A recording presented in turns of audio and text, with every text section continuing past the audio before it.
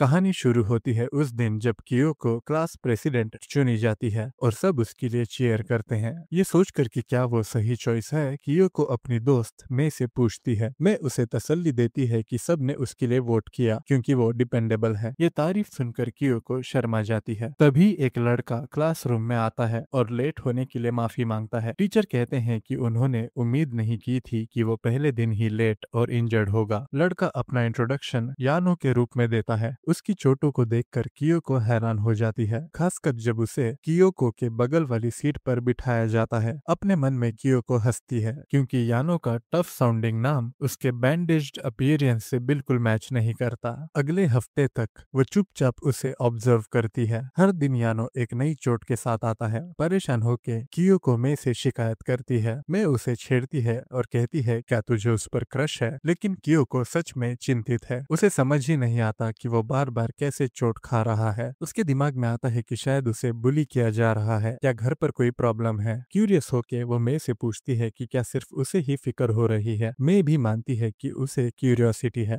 और सजेस्ट करती है कि स्कूल के बाद दोनों उसे फॉलो करें ताकि असली सच पता चले। क्लास के बाद यानो हमेशा की तरह घर की तरफ चलता है और कियोको और मे उसे पीछे से फॉलो करती हैं। मे को उसके चलने में कुछ अनयूजुअल नहीं लगता, लेकिन कियोको इंसिस्ट करती है कि उन्हें थोड़ा और देखना चाहिए। जब वो मे का स्कार्फ एडजस्ट करने में हेल्प कर रही होती है, तभी उन्हें अचानक दिखाई देता है कि यानो बिना किसी वजह के ट्रिप कर गया है। दोनों सोचती हैं कि शायद सिर्फ शूलेस लूज है, लेकिन जैसे ही वो उठता है उसका सर एक टहनी से टकरा जाता है। कुछ पल बाद वो एक पडल में पैर रख देता है, फिर एक पोल से टकराता है और फिर एक साइन बोर्ड से कोलाइड कर जाता है। ये देखकर लड़कियां समझ जाती हैं कि कोई उसे बुली नहीं कर रहा, वो बस एक अनाड़ी है। घर जाते वक्त कियोको उसकी क्लमजीनेस पर सोचती है और चिंता करती है कि कहीं एक दिन कोई ट्रक उसकी जिंदगी ना ले ले। तभी उसे एक छोटी लड़की दिखाई देती है जिसके घुटने ब्रूज्ड होते हैं। लड़की समझाती है कि उसे एक तेज भागने वाली बाइक ने टकरा दिया था। कियोको तुरंत अपनी फर्स्ट एड किट निकालती है और बताती है कि वो हमेशा एक साथ रखती है क्योंकि उसके छोटे भाई बहन हैं। उस लड़की के घुटने पैच करने के बाद वो उसे खुशी खुशी जाते हुए देखती है। मुड़कर देखते ही कियोको डर जाती है जब उसे यानो वहां नजर आता है, उसके चेहरे पर नई स्क्रैचेस के साथ। यानो कैजुअली समझाता है कि वो एक ब्रांच में अटक गया था। कियोको को डर लगता है कि शायद उसने उनकी जासूसी नोटिस कर ली, लेकिन वो अपने आप को समझाने की कोशिश करती है। तभी यानो मानता है कि उससे पहले ही लग गया था कि कोई उसका पीछा कर रहा है और उसने ट्रेल करके पता लगाया कि वो कियोको थी। शर्म से कियोको माफी मांगती है। यानो उसे रियोश्योर करता है कि सब ठीक है, लेकिन पूछता है कि वो उसका पीछा क्यों कर रही थी। घबराते हुए कियोको समझाती है कि वो उसकी डेली चोटों की वजह से परेशान थी। स्टॉकर कहने के बजाय यानो मुस्कुराता है और उसे काइंड बुलाता है। ये सुनकर कियोको शॉक हो जाती है और फ्लस्टर्ड फील करती है। घर जाके भी वो उसके शब्दों के बारे में सोचना बंद नहीं कर पाती। खाना बनाते वक्त भी उसका ध्यान भटकता रहता है और रात को याद आते ही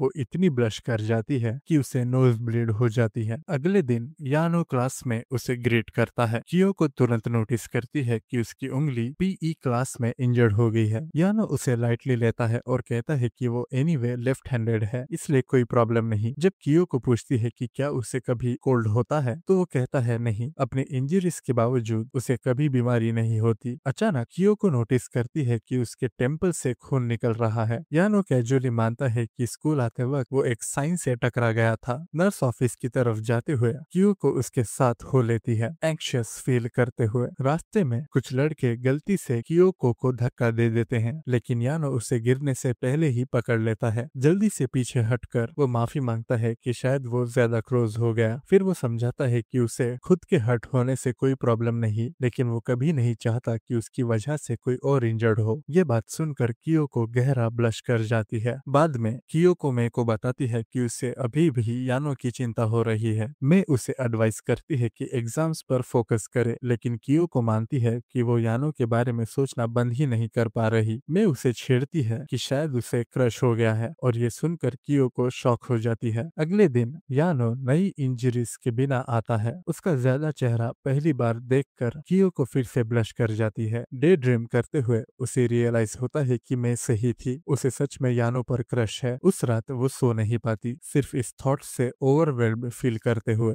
जल्दी ही यानो फिर एब्सेंट हो जाता है और जब कुछ दिनों तक वो वापस नहीं आता, कियोको रेस्टलेस हो जाती है। उसे कांटेक्ट करने का कोई तरीका नहीं मिलता, इसलिए वो टीचर के ऑफिस जाती है, जहां वो ओमिया सेंसे को फोन पर सुनती है, जो ट्रक एक्सीडेंट का जिक्र कर रहे होते हैं। हॉरिफाइड कियोको हॉस्पिटल की तरफ दौड़ती है और वहां पाती है कि यानो बैंडेज्ड है लेकिन सेफ है। वो समझाता है कि उसे ट्रक ने हिट नहीं किया, वो वॉल से टकरा गया था जब ट्रक से बचने की कोशिश कर रहा था। वह अश्योर करता है कि वो कल स्कूल वापस आएगा। रिलीफ के साथ कियोको हंस पड़ती है जब वो देखती है कि उसने फिर से वही उंगली इंजर्ड कर ली है। यानो पॉइंट आउट करता है कि वो क्लास स्किप करके उसे देखने आई, जो उसे खुश कर देता है। अगले कुछ दिनों में दोनों और क्लोज हो जाते हैं, लेकिन कियोको अचानक चिंतित हो जाती है कि शायद वो यानो को अनॉय कर रही है। वो मई से पूछती है कि कैसे वो और क्लोज हो सकती है बिना बाउंड्रीज क्रॉस किए। मैं उसे रियोश्योर करती है कि दोनों ऑलरेडी अच्छे फ्रेंड्स लगते हैं, लेकिन मान लेती है कि अभी भी उनके बीच एक दीवार जैसा फील होता है। कियोको यानो को और क्लोजली ऑब्जर्व करना स्टार्ट करती है और नोटिस करती है कि वो सबके साथ कितना काइंड है, लेकिन फिर भी कितना ज्यादा अपने आप में रहना पसंद करता है। उसे रियलाइज होता है कि शायद वही दीवार है जिसके बारे में मैंने बात की थी। उसके वर्ड्स याद आते हैं कि वो नहीं चाहता कि दूसरे उसकी वजह से हर्ट हो, और कियोको समझ जाती है कि वो जानबूझकर थोड़ा डिस्टेंस बना रहा है। डिटरमाइंड कियोको मे को बताती है कि वो यानो की दीवार तोड़ना चाहती है। मैं एक प्लान सजेस्ट करती है, घर पर कुकीज बेक करो, क्लास में सबके साथ शेयर करो और कैजुअली यानो को भी खाने दो। लेकिन जब मैं कुकीज ले आती है, वो क्लासमेट्स के हाथों में खत्म हो जाते हैं। अनडिटर्ड कियोको एक नया टैक्टिक ट्राई करती है, प्रिटेंड करती है कि उसने अपनी टेक्स्ट बुक भूल गई और यानो से कहती है कि वो अपना डेस्क थोड़ा क्लोज करे। यानो अग्री कर जाता है, लेकिन इस प्रोसेस में फिर से अपनी फिंगर्स इंजर कर लेता है। हर अटेम्प्ट जो कियोको करती है यानो के करीब जाने के लिए, वो उसकी चोट से खत्म हो जाता है और कियोको फ्रस्ट्रेटेड हो जाती है। सीढ़ियों पर अकेली सल्किंग करते हुए यानो उसके पास आता है और पूछता है कि क्या वो ठीक है। शर्म से कियोको इंसिस्ट करती है कि वो ठीक है, लेकिन गिल्टी फील करती है क्योंकि उसकी इंजरीज उसकी वजह से हुई हैं। माफी मांगते हुए वो उसकी शर्ट पकड़ लेती है और गलती से बटन्स रिप कर देती है। मोटिफाइड वो एक्सपेक्ट करती है कि यानो अपसेट हो जाए, लेकिन उसके बजाय यानो हंसता है और कहता है कि वो बस थोड़ा सरप्राइज्ड हो गया था। अब भी गिल्टी फील करते हुए कियोको इंसिस्ट करती है कि अब से वो उसकी इंजरीज ट्रीट करेगी। जब यानो एक्सेप्ट करता है,